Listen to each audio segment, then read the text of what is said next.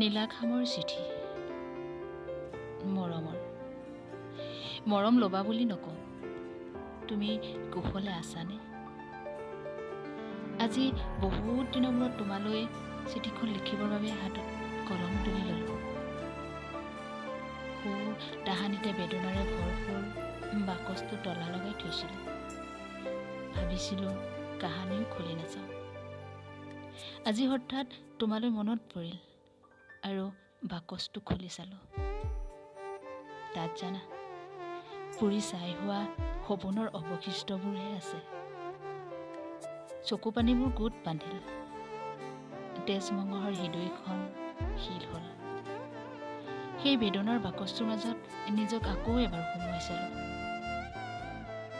তোমাক লগ পোৱা সেই নিৰ্দিষ্ট দিনটো তোমাৰ মনত আছেনে বাৰু? মোৰ আজিও মনত আছে জানা।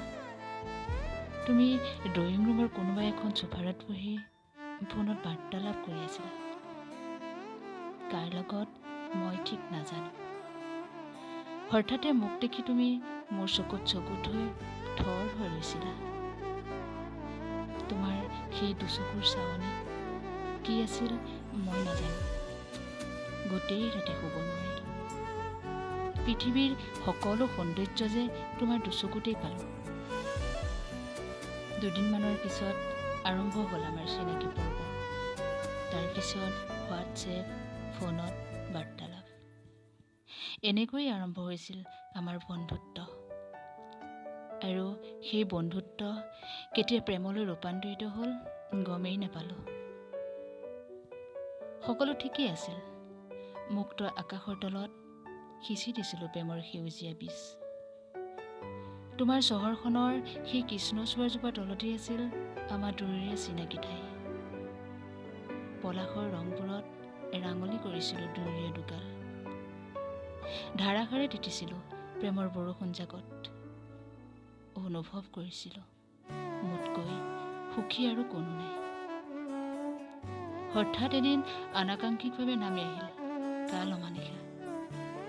নাজানো তুমি কেতিয়া আৰু কেনেকৈ তোমাৰ মনত মোৰ প্ৰতি সন্দেহৰ বীজ ৰোপণ কৰিলা। সেই বীজ মোৰ বাবে আছিল এটা বিষাক্ত পোক, যিটো পোকে মোক খুলি খুলি ক্ৰমশ শেষ কৰি পেলালে। নাজানো সেয়া তোমাৰ মোৰ পৰা আঁতৰি যোৱা অজুহাত নে অভিসন্ধি। তোমাৰ সন্দেহৰ বীজ ইমানেই ভয়ংকৰ আছিল, মই তোমাৰ পৰা নিজেই আঁতৰিবলৈ বাধ্য হ'লোঁ। তুমিহীনতাৰ পিছত নিসংগতাবোৰে মোক বৰকৈ ভেঙুচালি কৰিছিল। মোৰ উচুপনিত জোনটোও ভেকুৰিছিল। ডাৱৰবোৰ চপৰা চপৰ হৈ বিষাদৰ বৰষুণ বৰষিছিল। সেই বৰষুণ জাকত অকলেই তিতিছিলোঁ মই।